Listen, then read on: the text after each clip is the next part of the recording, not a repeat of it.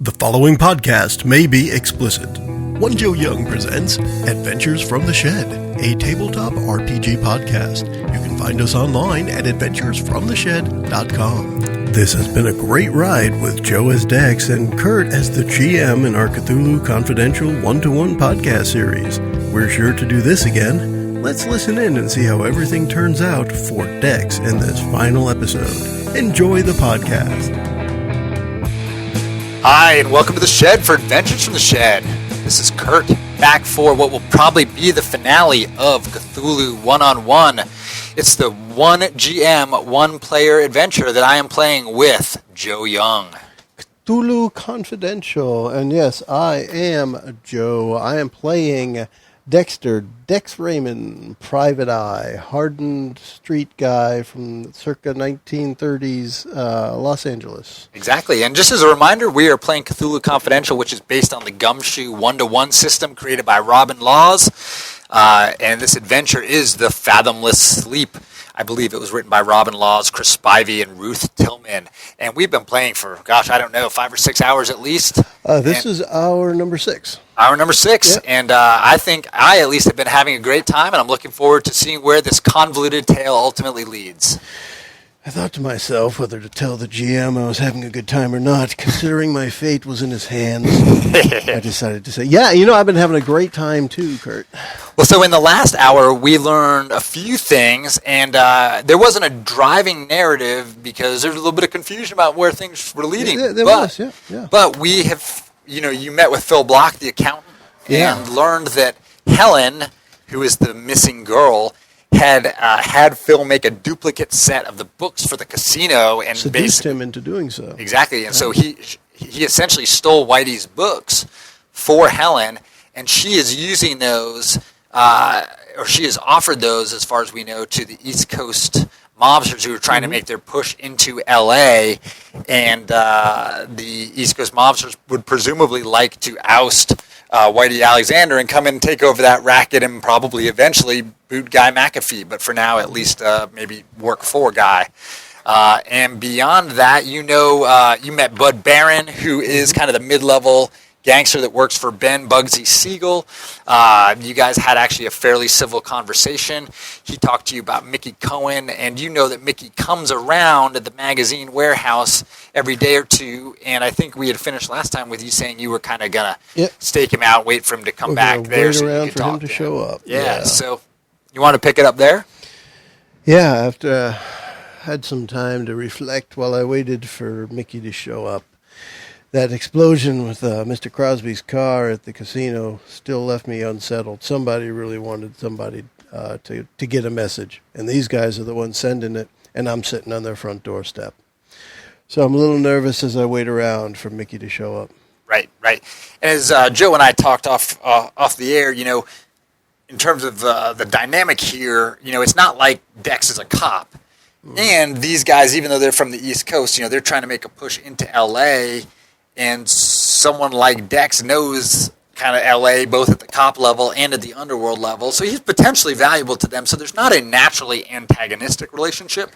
They're not going to be overtly friendly probably to you, but they're also not necessarily viewing you as an enemy. So if these guys are chatty with you or more willing to talk to you than might seem normal for gangsters and PIs, I don't think in this particular case it would be necessarily unusual. Okay. And also, as far as we know, thus far, no one's done anything that they would necessarily be particularly ashamed of, at least in their world. And they're the two bombers that decided to shoot at me. I was following them and all, in their defense. So it's not so bad overall. Right. And those were low they can level. Be forgiven. Yeah, those are guys. All right, so at this point, rather than having you wait a bunch of time, I think we can just say, you're hanging out at the warehouse. Bud knows you're there. He knows you want to see Mickey. They're offering you coffee as you hang out. And, next morning, you tell me when at some point, Mickey Cohen, who at this point is, a fairly young, I don't want to say thug, but he's young muscle here for the mob. And he shows up at that point and kind of comes waltzing right into the magazine shop and is kind of loud and brash. Says, "Hey, I'm here. Like he's wanting everyone to say Norm. Exactly, yeah. Norm. So, at that point, I'll have to turn it over to you. Excuse me, Mr. Cohen. I need to talk to you. My name's Dex Raymond. Well, do I need to talk to you? I'm sure you do. I've got a few things that might interest you, and I have a couple questions if you don't mind. Well, if they might interest me, I've got a minute or two. Let's step into one of the offices over here. Great. I was talking after we get into the office. I was talking to Bud a little while ago, and he said I might be able to ask you a couple of questions about something. But I'll let you know. One of the things that might interest you is I've run into a couple of Germans recently, and I might be able to let you know where they are if you can help me out a bit too. Well, you've already talked to Bud? Yeah. How'd that go? I think it went just fine. If I call him, is he going to say the same thing? Oh, sure. You go right ahead. Isn't he in the office right down the hall? He is. I guess, you never know where he might be, but yeah, I could, you know what? Hang on. Actually, I'm going to go check on this. You go right ahead. So, Mickey actually does. He goes out of the office. He comes back like a minute and a half later. He says, all right, Mr. Barron, our buddy, he says, as far as he can tell, you're on the up and up. What are you talking about with these Germans? Well, first, I got a question for you about the books that you brought. Helen Deacon brought them to you. I need to know what happened to that, and if you happen to know what happened to her. Well, that's I know some things that happened to her for sure, and I could sort kind of a long tale. But why don't you tell me about these Germans first? I don't want to just. I got no reason to tell you about this girl. Well, you've got one guy who's been scoping out people, taking pictures where he shouldn't be taking them, using them for blackmail. And this guy, he's the kind of guy that I think you would enjoy paying a visit to. So. You mean for blackmail? You just get money taking pictures from them? What's a? Well, he's trying to put. Well, I'm trying to frame it in a way that this thug might understand. he's putting some people's lives in jeopardy, some American lives in jeopardy, and as a German, I thought maybe you'd want to pay him a visit. Is he a German or is he a Nazi? I'm pretty sure he's both in the same. Well, he's got. Actually, I can show you here now. Granted, I can't read them because they're in German, but I had it translated here. That he's got letters right from the motherland telling him how to handle people over here. There's some stuff right in here. Look at it, and he kind of looks at it, and you can tell he's not reading them. And he's like, but he's wanting to look like he's reading or trying to. This is. There's some specific information about not only defacing people, but making them, bringing some people down over here, including, Charlie Chaplin. This guy's really out to get us. What? Yeah. What's this guy's name? His name is Franz. I'll tell you his last name after we discuss these other things. But you can tell by the first name of Franz is legit. All right, well, Buzz says he thinks you're all right. And, there ain't much I like better than beating Nazi ass. So beating Nazi I'll talk to you. I'll talk to you a little bit, and we'll see how it goes. But I tell you what, if this guy, he ain't a kraut, you're going to hear from me. You'll see. What do you... and Helen... So I'm on this case to figure out what happened to the lady Helen Deacon. Good gosh. Yeah, well, she reached out to Bud at the Allegria. He probably told you that. Yeah. And he's a good guy, but he ain't the boldest type. And Bud needs someone like me. Everybody needs someone like me. Everybody does. So I had to deal with her. So I met her at an associate's garage 2 or 3 times. And we worked out the details of a trade, you already know the story, so I'm not telling you anything you don't know, but, we got Whitey's books in exchange for a hit on Whitey and forgiveness of Roscoe Deacon's debts. Mm-hmm. That was her deal. She said we'd get her dad clear, take care of Whitey, and she'd give us all the books, all the info we needed to, take him down, I guess. So Whitey's still breathing. What's up with that? Well, you give it time. All right. So the first time we met, we worked out the deal, and the second time she actually gave me the books. I gave them to Mr. Siegel. He put them away. He's waiting for the right time. Mr. Siegel's very smart. He never wants to move too quickly. Doesn't want to get run out of town the way Capone did, Yeah. Yeah, you So don't stay too long at the top if you don't have the smarts. yeah, Mr. Siegel's very smart, very smart. And, we don't like things to get back directly to him. And that's why, I met with her out at this garage that my associate, he runs. It's out in San Bernardino, way on the edge of the desert. All right. You got there, you really can't miss it. There's an abandoned old oil derrick on the property. So you'll know the one. All righty. So you don't mind I visit there then? I mean, I don't know why you would, but I mean, that's where we I'm do just it. trying to crack a case looking for clues, my friend. Well, I mean, Clues can the be guy found who in the weirdest places. the guy who runs the garage, he's a cousin of mine that a cousin of mine who lives out here in California. Met him when he was in the joint. The guy's name is Roy Bedact.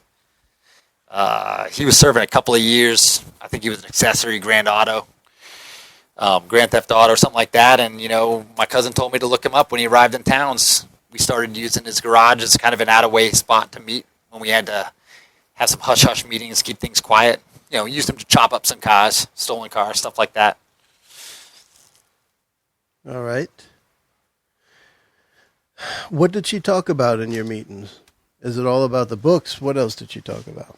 I mean, that's all she was interested in. She was interested in getting her dad clear, and I got the sense that Whitey was roughing her up.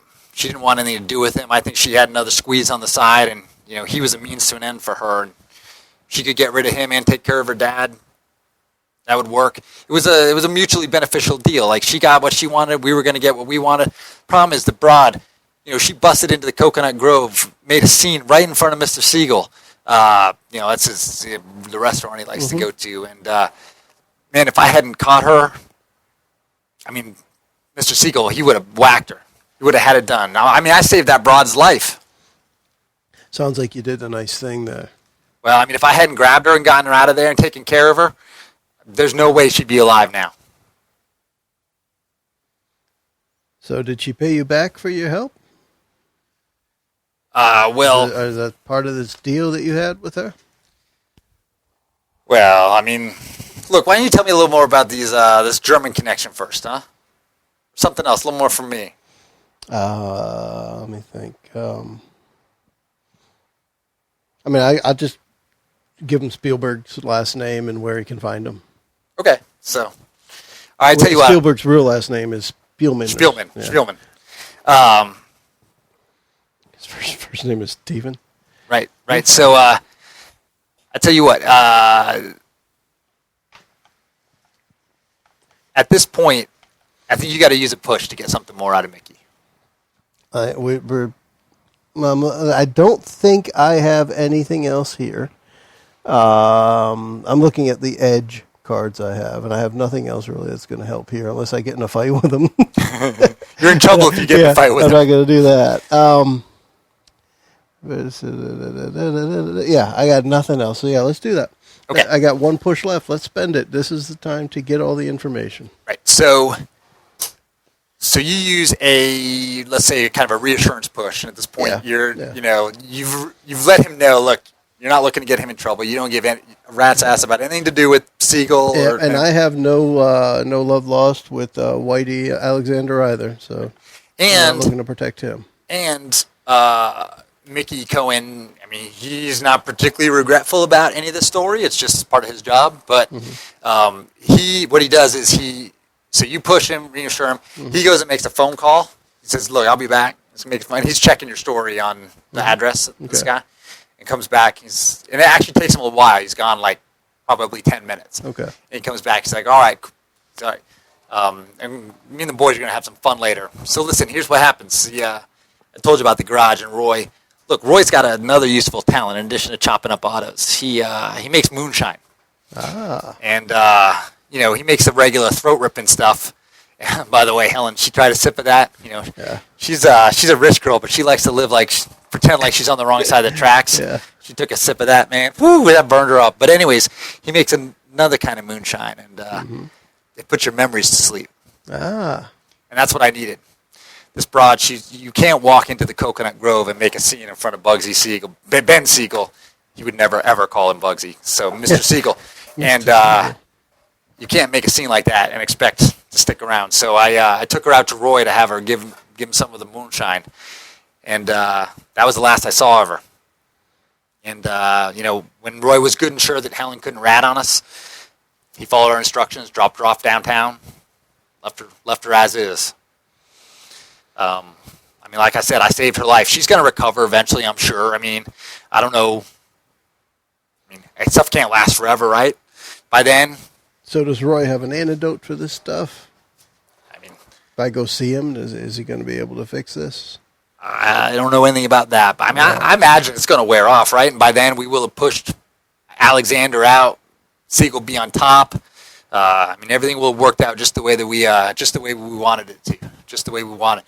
Yeah. And as he says that, he kind of picks up this kind of medium-sized rock that's been on his desk and kind of starts tossing around, and you can see him get this almost glazed look in his eye. And he says, "It worked out just the way we wanted it to, just the way we wanted it to." And then he puts it down, and all of a sudden he snaps back. Kind of snaps back to it. So what's that rock you got there, Mickey? Oh, this he picks it up. He picks it up, and he almost gets a little weird. He's like, "I don't know. I found this out there. Roy's had it on his desk, and I don't know. I thought it was pretty cool, but I don't know, something weird about it. Here, you want it?" I would check it out. I would be cautious of it. So. Yeah, check it out. And what is this thing? What's it look like? Do you have any mythos shocks? No, but I do have my bedrock skepticism, which allows me to counter a mythos shock problem. Okay. So if I happen to get one, I can counter it. You roll a cool check. As you look at the stone. Check. I am 1 die worth of cool. Let's see what that means. 5 plus to advance, 2 or less setback. 2. I'm gonna take it because I know I have this edge. So if it's a mythos shock, then I can counter it. Okay, it is not a mythos shock. All right, let's see what it is. This will work out well though, as it's kind of an end to that scene. So you pick up that stone, and you've got as you pick it up immediately, you just have to get out of there. You have to get out of the office with Mickey before you faint dead away right in front of him and completely embarrass yourself. It's like a complete psychic shock inside of your head that you feel. And you get up. As much as possible, I would excuse myself quickly, thank him for his time, and boogie on out.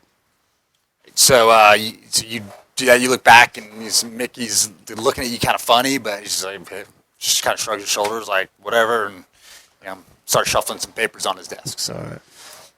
It's kind of freaky. You got the sense that you got in the story to the extent you were going to get it from him. So although it's kind of a weird end to things, and the rock, and you didn't take that with you. I would have expected to drop it. Yeah, you would have dropped it given the reaction. Mm-hmm. So it had some, as you picked it up, you saw some just kind of weird hieroglyphic or symbols or something, but you didn't recognize them. They were not like anything you've ever seen before. So it was in cube form and had the numbers 1 through 6 on each. Right. So I've seen anything like this? I'm used to dots. So once you get out of there and once you're away from the rock, you feel cold and scared, but fine. You don't get a mythos shock for that. It's just a strong reaction. A shock. Right, and so now, shock. All right. So you know that something's going on at this garage with this guy who makes moonshine that makes people forget their memories or puts their memories to sleep. So I think I'm ready to go to the garage on the edge of the desert, run by Roy Beddick. Yeah, Beddick.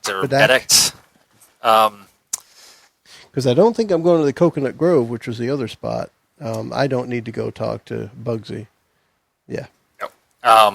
You could, but you definitely don't need to. So, I think that would be encroachment at this time if I were to just go talk to him. Yeah. So you know that this is out, kind of in San Bernardino on the edge of the desert, and you know that there's an old oil derrick on the property. So, are you going to get Johnny to take you out there? Or it's a bit of a drive. It's far enough out there. Yeah, I definitely need a lift. Okay, so I'm not going to catch the next Greyhound. This is Johnny. I don't even think there is Greyhound in 30-something. Yeah, probably not. Yeah. All right, so and are you approaching kind of stealthily, or you're just driving right up? I don't see a need to. It's a legitimate garage. I could pull up like I got car troubles. Okay. I'll play it, and I'll play it just nonchalant. I'm just there. La, la, la. All right, so you show up, and at first, the place looks like any old remote body shop. Yeah. It's covered in dust from the nearby Mojave Desert, Mm-hmm. and just looks kind of dilapidated and run down. There's a pair of wooden doors that have peeling paint on them that probably lead to like an apartment above the body shop, or maybe where the owner lives. You're not sure. Okay. So you walk in, you don't really notice anyone there. The garage is sitting on just like a treeless lot, so it's really nothing around it but desert. Okay. And it doesn't offer cover or any sounds that would kind of mask you Definitely if you were ask trying to Johnny sneak. to wait outside. Okay. I'm 100 feet down from the shop or something, not directly outside. Okay. You notice as you go into the shop that there's in one corner there's kind of a big drop cloth that's covering some type of. Well, you don't know what, but Curiosity's going to get the best of me quickly. But go ahead. there's also a couple of cars over here. One is kind of halfway up on a lift. Okay. Another one's in the corner. And I'll leave it there, and you can. Well, I know how the movie goes. I'm going to start lifting up the edge of the tarp, and someone's going to show up. That's how it's got to be. Nope. You Not knowing what's under the top, I'm instantly drawn to it. I don't know if it was the experience of looking into Helen's eyes or holding that rock, but I just need to see what's under here. Right. So you raise the drop cloth, and you actually just find what looks like must be Roy's still. Ah. And as far as you can tell, there's no real noticeable difference from any other moonshine still. Okay. That's all that there is. Now, you're poking around there. You want to kind of continue to look around? Oh, yeah. I need to...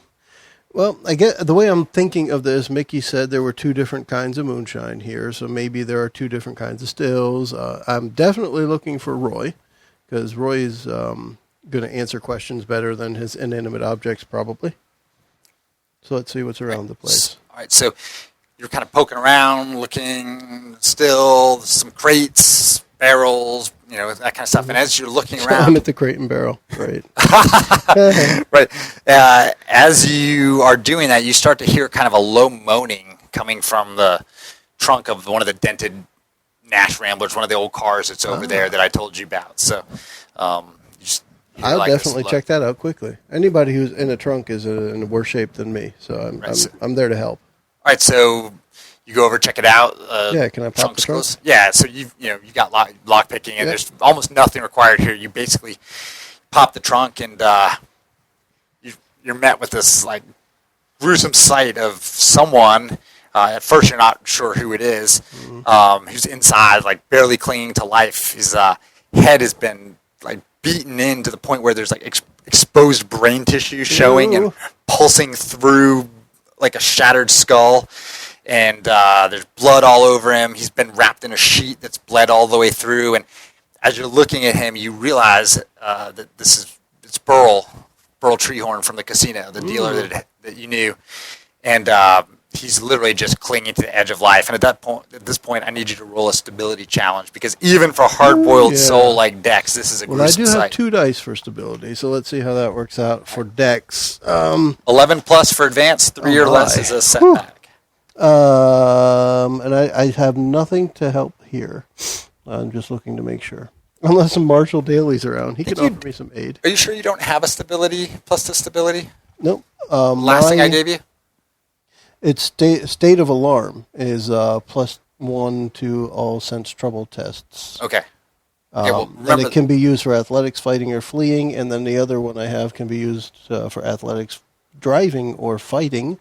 And then my skepticism and martial. Okay. Those are the edges I have. So let's see where we start. My first die is a 2. That's not a good thing. That's not a good start. Second die is a 1. So that's 3. That's a 3, so that would be a setback. And can I bring on a problem to... You can, if you want to roll an additional die, you can take a extra problem? I think I do, because as steel as Dex has been so far, he shouldn't be shaken that badly. He should at least give it a shot. Yep. So let's bring on another problem. Okay. And I will roll that die for it. And what was the setback number?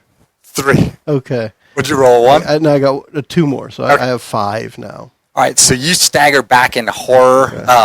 Okay. Even with the extra effort, you just can't help yourself. No one could. And you need to take a -3 penalty on your next sense trouble test. Which you will not have I have to- a +1, but there's probably not another one in the game, right? So it's coming up almost immediately. Okay, all right, cool. So first you are going to gain problem 16, which is... Not the right number again? It's not, so let me find it. It is cold-blooded. I have cold-blooded. I have problem 18, cold-blooded. Shoot, they give you the wrong... They've got these numbers all wrong on the problems. What is 18? Cold-blooded. What does it say?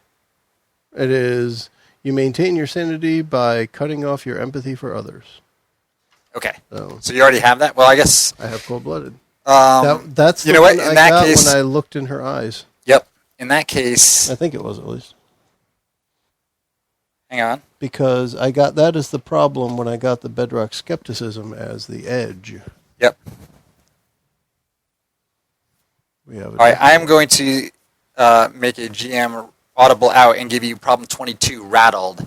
The thing you just saw leaves you shaky and off your game until you counter by taking time, take a -2 penalty on all cool and stability tests. Oh my. So Dex is shaken. It's going to be harder for him to sense trouble and more difficult to pass cool and stability checks. That might be overly aggressive of me giving you that, but let's see what find happens. out. All right, and so as you recoil from the trunk after seeing the sight, I need you to roll a sense trouble check. All right. So essentially here I get a -2 because I have a +1 and a -3. Okay, if you cash in your edge, Yeah. so you have to give that to me. Let me take that. There you go. And I have 2 13 dice. to advance. Good gosh. 6 or less for setback. I think I'm going to have a setback here. I don't think I have anything else I can do here. And this is a sense trouble. So my first die is a 5, but I have a -2 on it. So we're going to call the first one a 3. Okay. So 3 plus 6. Oh my gosh. Wow. Nice. I rolled a 5 and a 6 after rolling a 2 and a 1.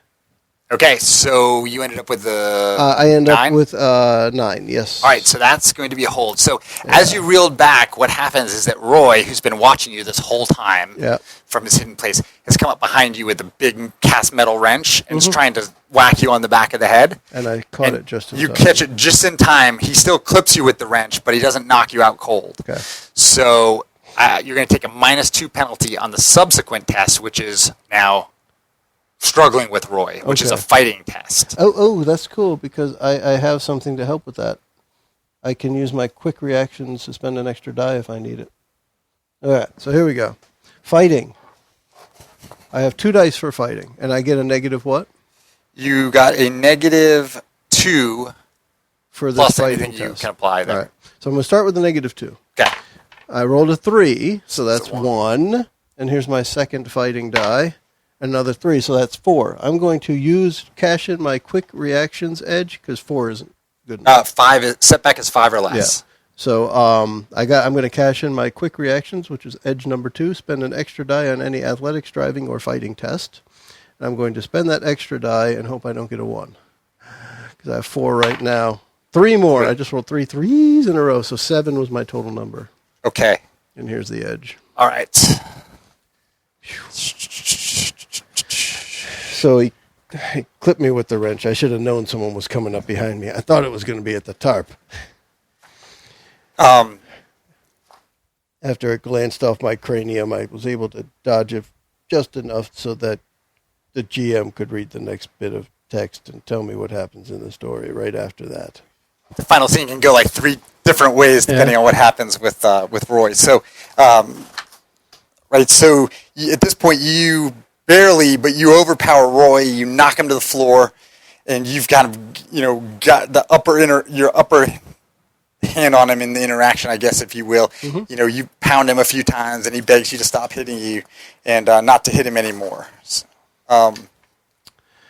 I would stop. I mean, I'm not going to beat him to death. Nor will I beat him to unconsciousness because I need information.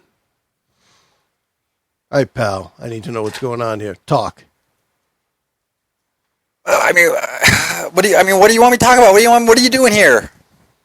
Well, I need to know why you've got Burl in the trunk and what the hell you did to Helen. The hell to Helen. I mean, I don't know who Burl is. Like, guys, you know, they bring me guys. I get rid of the bodies. That's what I do.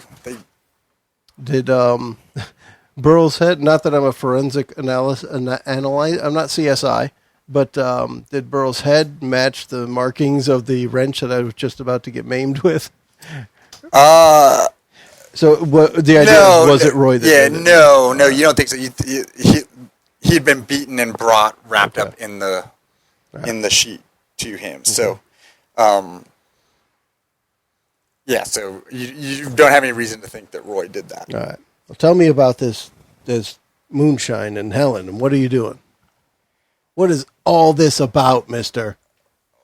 You have all the answers. I mean, I make moonshine. I give it to the guys for them to drink. They like the rough stuff. That's just, I just make moonshine. That's what I do. And the guy, he's kind of manic and like crazy. I mean, he seems almost demented. He's like. What about the other one? What?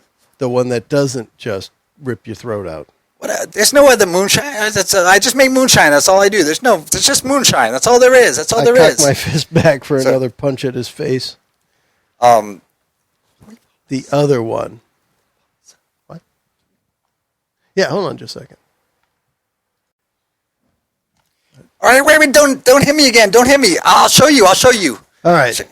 All right. You just get up slowly. All right. I mean, I'm not going to mess with you. I know better now. I'm not going to mess with you. Look, we got to go. I got to take you down below to show you where it happens. So we got to go in this elevator right here. Like. All right, no funny stuff. No funny stuff. You go ahead in, and I'm gonna set the controller. We'll go. All right. So, and so you look, and there's kind of a basically a metal cage elevator. Okay. It's on a cable winch above, and as you step in, you say, "Yeah, right there," and you hear the door slam behind you as Roy closes the door, and he puts all his weight up against it. All of his weight. He's like, I knew this would happen. This is why I should have known the crazy guy was up to something. And I'm a sucker. You hear a latch, like almost like a locking mechanism, and he steps back and rattles the cage. He's like, I knew it. They never win. I always win. And he shakes the cage and makes sure that you're in there. And then he steps back and he looks around and he looks and. Let me out of here, you crazy son of a bitch. You can still hear just a little bit of moaning from Burl, but you can barely hear him anymore. And Dex looks not panicked, but concerned at this point. And at this point, I wish I could call Marshall for help. So Roy's gone over to the control panel and pressed a button, and now you hear the rattling of the winch as the cage that you're in, the elevator cage, kind of starts to drop down or go down into essentially a pit cavern that's below the floor. So he basically opened a door underneath it, and it's going down. And at this point, Rex is like, "There's no other moonshine. There's no other moonshine." That's Roy. Right. Roy. You said Rex. Sorry, Roy. I'm Rex. Roy, sorry. Roy's like, there's no other moonshine. That's not what makes them forget. Son of a bitch. At this point, you hear, Roy's up there just kind of chortling with this like sadistic, anticipation, and you can tell he's waiting for something. He's waiting, and what's happening,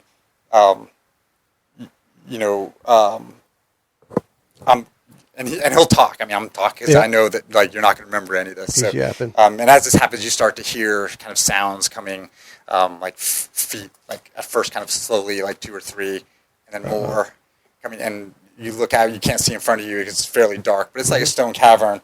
And all of a sudden, these like kind of hunched humanoids with like rubbery skin and tusks, like almost half dog snouts, start coming out all up around the cage. And, Okay. at first you can't. There's 2, 3, and then all of a sudden there's 4 or 5. There's somewhere between maybe 7 and 9 of them that you can count, and they're up like breathing on you and slamming up against the cage. Back off, you freaks! And they are like, so. I mean, you yell at them, and there's no real reaction. Just put on a freshly starched shirt. So and and they're pushing up against the cage, but they're not really attacking you. It's just they're there. It's like they're smelling, and you can tell as this is happening that this is probably what sent Helen into her waking coma. So at this point, Dex would need to make a stability check. I think I could do that, and I don't have any bonus. No, I do. I have a not a bonus, but a problem.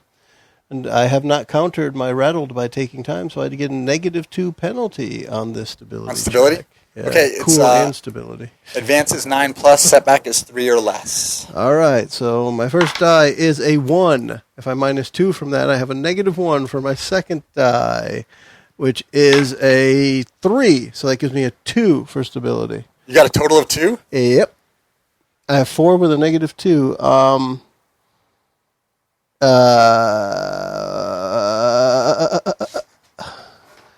The only thing I'll keep asking is if I'm about to encounter a mythos shock, I can counter it.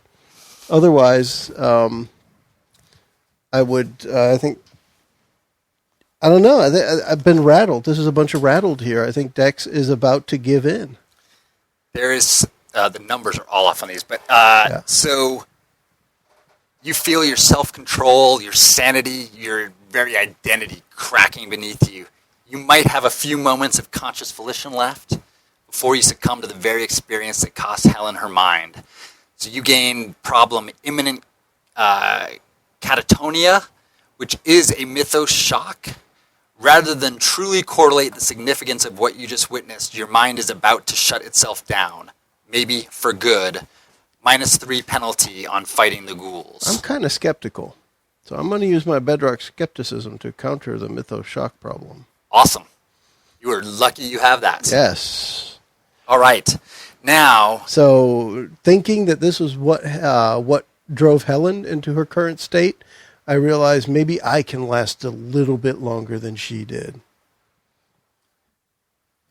Now that I know what the end result of it is, I don't want to go through that. I steel myself against the ghouls outside, and I start looking for the first time, I think, for a way to get out of this cage. So the -3 penalty on fighting the ghouls still applies. Well, that sucks, but You gain the the way it's written, you gain the problem imminent catatonia, and then it says period -3 penalty on fighting the ghouls. but that's That doesn't not make the problem. sense, though. It doesn't make sense that you would counter that and still have the -3. Well, let's see how it works. I already gave up my edge of a bonus to fighting. Right. Oh yeah, it says -3 penalty. So while this is happening, the Roy is up there.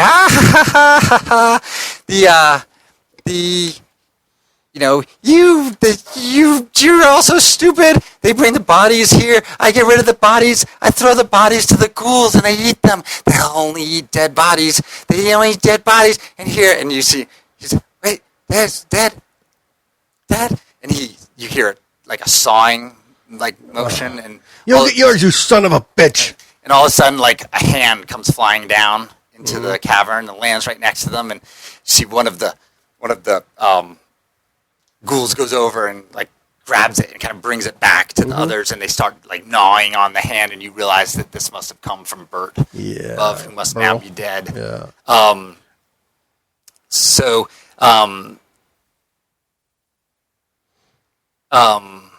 I'll see if I can get out of the cage, if that's an option.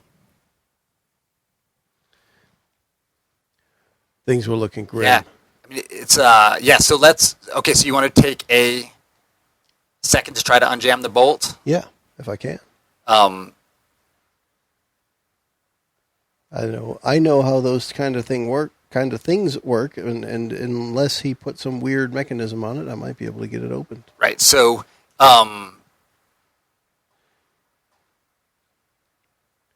things were looking grim for me at that point in time. I Right. looked around for a way to get out of the accursed cage while those ghouls were gnawing on poor Burl's hand. Right. So, and Roy's up there. He's still cackling away, and he's like, "Ha ha! I never told Mickey about the ghouls. I never told Mickey about the ghouls. I never told them about the strange carvings that they bring for me. I never told them any of that. I just make them forget. I just make them forget. They bring me bodies, and they bring me people, and I just make them forget. I never told them about the great sleeping god either. The great sleeping god. He's going to come and take the world. I never tell him any of that, but you know about it. You can see them now. You can see them." So I just start repeating, "You son of a bitch, son of a bitch." So, you kind of mess with the locks. Yeah. Are you gonna, if the ghouls are still there, if you Yeah. can get it open, are you going to leave, or are you gonna? Well, I distinctly recall Freako Roy saying they only eat dead bodies. I'm not dead yet. Correct. So as long as I stay alive, I think I might have a way out. I can try and climb the cable, which I'm sure is covered in grease of some type, but still, Right. I need to try and find a way out. Right. And so Roy is still kind of up Son there, of a right? He's up bitch. on the edge of the pit, dancing above you and just cackling. And so you're going to work on the lock. Yeah, I'm going to try and get out. Okay. So Now, actually, I can see him. Mhm. Can I shoot him? Because if he falls down as a dead body, then I can try and get out of here. absolutely, you could definitely try to shoot him for sure. Let me try that. Let's do a. Let's do. I'm going to grab my 38, which still has 5 rounds in it. Yeah, you know what? So I was looking to he, shut that son of a bitch if up. he had knocked you out, he would have frisked you, and we'd do a quick check to see if he found your gun. But he didn't knock you out, Yeah. and you had the upper hand on him. So you still have your gun. So you see him Mm-hmm. up there, and you take aim. He's only 20, 30 feet above you, Mm-hmm. and so you look at him. And how many shots are you going to fire? I want to. The idea is I want to shoot him so the I don't know, the impact of being shot, not like the kinetic energy, but that he got shot causes him to fall over the edge. Right. That's the idea. So Okay. I want to shoot him in the leg, shoot him in the knee. Right? Right. So you I'm look not- up. Yeah, I'm not trying to kill him yet. I want him to see his doom before it descends upon him. Okay. So, interesting. So, let's say that that's exactly what happens. So Okay. You shoot him in the knee. Maybe he falls down and breaks an arm or something. I don't want him dead when he hits the ground. Okay. Not that I have control over that, but for the story's sake. Right. So, Yeah. that's exactly what happens. And he falls down and he screams on the way down and he hits the ground. And you can hear his neck snap or his back, something snaps. And he just looks like his eyes are just glazed. And you can tell that the fall killed him. You son of a bitch. Right, and so at that point, one of the ghouls like looks at it in kind of fascination, and he walks over and looks, and like they're funny. They're not like rabid, even though they look like these wolves and dogs, like these weird men. But and he's actually almost polite, and then he brings it over back to the other ones, and he sets it down, and all of a sudden, like all the ghouls kind of gather around it and just start like devouring the corpse, like right in front of you. And so, Got yours, you son of a bitch. yeah. So, and what are you doing I as gotta this get happens? out. I gotta freaking get the hell out of here. Right. So, but you're watching them eat. Only for a moment while I'm trying to figure out the lock. It's like I keep glancing over there, hoping that they have a big enough meal that they're not coming to get me. Right. Let's do a quick stability All check. right. That's bad because I still get a -2 on these. Oh, do you? Yep. Okay. Let's see how it works out. I got my first roll of a 1. Oh my gosh. I'm not even sure I should do this check, to be honest. I could lose it. And a 5. So I got a 4 total. Okay, so you are horrified. You just, you look and you try to look away, but you're just staring in horrified fascination. Even though I intended for him to be down here, I knew the son Yeah, of but a, them I knew the eating- son of a bitch would be eaten, but I didn't know it was going to be like this. Exactly. So them eating him is still like, even though he deserves it, it's Well- you saw something that you're not, you wish you had, and now you can't get it out of your mind. Counter by accepting a -4 penalty on any challenge. If still in your hand at the end of case, you suffer a heart attack. Ah, that could be interesting. Yeah, I'm not sure you will have a chance to counter a problem with that. I'm also not sure But is In light of does the it say story- fatal heart attack? It does not. It does Okay, not. so that could be all right. That could all be an interesting lead-in for another story. Right. Yeah, and also perhaps not fair to do that since you did intend for that to happen. But It works though. I'm cool. it With says Dex could avert his eyes or undergo the following tests. So the character, no. The character Dex that I'm playing, like I said, he's messing with the lock and keeps looking over because he thinks he might be the next meal. Right. So once they finish devouring the corpse, and like it's almost like it's been completely just stripped down to the bones, and that's what's left, and they look, and then like they're grunting and like snuffing and everything, but still like they're obviously like a unified kind of pack, and then they just get up and kind of turn and start to walk away down one path of the cavern because there's basically a path going opposite directions away from where the elevator is. And they just kind of slink off and disappear in the darkness of the tunnel that's opening up from the cavern. At that point, you've already realized that have got the elevator open, and at that point you're comfortable, I think, walking out and if you want to, exploring the cavern further. I don't think so. Should I? I mean, you've got to either climb up the 30-foot chain of the elevator, Son of a which bitch. is potentially greasy, or you've got to work your way out somehow. I'm going to see if I can actually climb up first Okay. before I go following these things that just ripped a human apart. Well, no, they went one. There's two. They went down one end, and there's another cavern that goes exactly the opposite direction. But so, who's to say there isn't more of them in the other absolutely direction? true. The So hungrier ones. right. So let's do a quick athletics check. All right, let's try that. How many dice do you have? 2. Yes, I have 2 for athletics. All right. So let's do 11 plus to climb the greasy. You just I rolled a 1 again to start, followed by a cockeyed die, followed by a 2. So I roll a 3. Right. I won't feel I'm bad not about making setting up that there. so high then, because you wouldn't have made it anyways. Good gosh. All right. So Yeah, too slippery to go. So go Roy's that been way. taken care of, and the ghouls have been Take it out that dispersed. way. And you realize that you have to find your way out and out of the cavern. And so, And I'll definitely go down the hallway. They did not just go down. right. So The this opposite appears one. to be, part of really what must be an extensive tunnel network that just appears to have been kind of clawed out of the earth, perhaps by the ghouls themselves. Ooh. And there's human bones littering the floor as you go. Most of them near the main opening where the elevator was, but scattered down the hallways as you go. I remember recently somebody telling me people disappear in L.A. all the time. Yeah, exactly. So it would take, a skilled medical examiner, someone like Ginny to tell you exactly how many people are here, but there's clearly, 2 or 3 dozen people's different bones that have been here, and some of them have been here for more than a decade. The other interesting thing that you see as you go out is these large fragments of hieroglyphic carvings that are standing against the walls.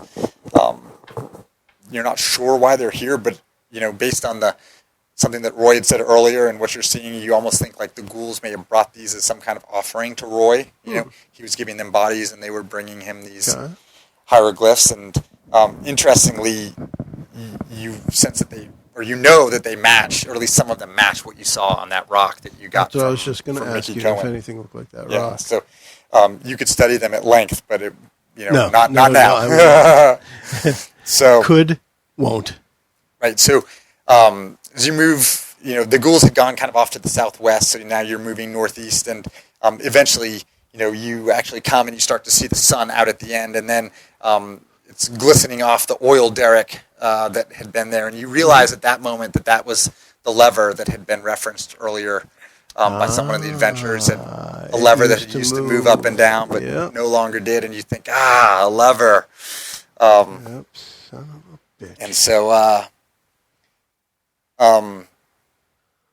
at that point, you come out into the bright eyes and turn back and look into the darkness and can't see anything of the horror that was just left behind. Johnny's still out there. Johnny's still out there. Great.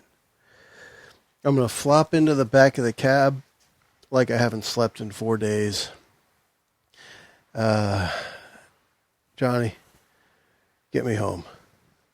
Okay, so Johnny takes you home, and you crash out for the night, dead to the world. I knew I still had to wrap up a few loose ends, but it's time to get some rest. Right. So you sleep like the dead. You sleep for 14 hours, Ooh. which is about 10 hours longer than you sleep most days. Yeah.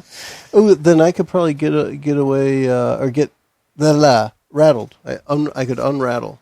I can take some time. Absolutely. That works. So that's my problem number 22. So when you wake up, I'll be recomposed a little. you know there's probably no point in trying to pursue this matter against Bugsy or Mixie, Bugsy or Mickey. Yeah. Even if you could convince a cop to arrest them, they'll beat it. Yep. They've got people inside the corruptible courts, and a wise man wouldn't get between Siegel and Guy McAfee for now. Not a chance. I wouldn't plan on ratting out any of the gangster guys at this time, except against one another. Right. Well, interestingly, when you head out on the street the next morning, one of the first things you notice, the newspaper stands and the newspaper boys have papers, and the headlines are blaring about the inexplicable disappearance of Whitey Alexander. And you have a feeling it's not going to be long before you learn that management of the Allegria has been turned over to Bugsy Siegel. So you know what's happened to Helen at this point. If you want to report to Margaret and close the case, you can. You could follow up anything else that you want to. I'm very concerned At least about how I would try to explain this to Margaret without her going to find a private eye to figure out what happened to me. But I can tell her that the person who made her forget is no longer going to be a problem. I can reassure Margaret that the case is closed. I just don't have any answers for Helen. Okay. Margaret appreciates your help, and she is glad to know what happened to her sister to the extent that you've explained it to her. She pays you for your services as agreed, and that would counter your broke problem. Good. At this point, do you have any outstanding problems that should be wrapped up, or It's a cold-blooded. that's the empathy one? I don't think that's not a big deal. And I think that one could go away with taking time as well. It would take some time to learn to love people again. Right? What about the and then indelible image? That's the one that was countered by accepting things or suffer a heart attack at the end. I think it would be cool to end it on the heart attack and see if we play again how he comes back from the heart attack. But one more loose end to tie up. I want to go let Miss Greta know that the photos are no longer a problem for her. And I want to go see if she's willing to pay to put that matter to rest. Is it so she's glad to see you again. So I show her, first off, that I have the photos, and I let her know I also have the negatives if she'd like to pay to have all of them returned to her. Well, it's interesting. It's good to see you again. Mr. Spielman, he never came home yesterday. He did not come home last night. I don't know where he is, but I'm glad that he's not here. Is that your doing? I can pretty much assure you that he will not show up here again on his own, at least. Not on his own two legs. Well, I had offered you money if you would take care of him. Is that money that I owe you? Or? I can give you the photos, the negatives, and you can take that as something I helped make happen. And yes, I would accept that payment. So since she had promised him $200, and she's more than glad to have the photos back, even though that's a huge sum of money for her, she gladly and willingly gives it over to you and gives you a big kiss on the side of your cheek. Aww. You smell lovely perfume as she rubs up against you. Smells a lot better than them ghouls chewing on that son of a bitch. So she could take you back to bed and you could have a heart attack. That wouldn't be a bad way to end it. The lights go dim, a ceiling fan stirs in the air. Greta lies back with a cigarette between her lips, looks over and sees Dex Raymond clutching his chest. But no, for now, the mystery has been solved. It's a bigger one. Crazy Roy has been killed. But what the hell were those things? No sign yet that Helen is going to recover. And you wonder in the back of your mind if perhaps there's something that you could do that might actually help her recovery. You wonder if maybe something about the hole. There's something you can do there, but that's a mystery to be solved another day. Another day. And I'll let you take us out. As the darkness fell over me, clutching my chest, I realized this was one crazy adventure. But at least now I know what happened to Helen, and I think it's happening to me. All right. Well, this has been cool. the Gumshoe One-on-One Cthulhu Confidential. Joe and I get to spend a lot of time together. This was very cool. I like this. And spent a couple minutes talking about it too. One of the things I was telling Kurt in between sessions I really enjoyed was the idea that with just the two of us, we're more focused on the game. So it feels like we're getting more and more accomplished. And I keep thinking to myself, after we get one session recorded, I'm like, we just did a whole bunch of stuff. And it felt like there's no way we would have gone through 3 location scenes in a group of 4 or 5 people, not that quickly. And I just felt it was really cool the way the game is structured. It helps you move through things easily.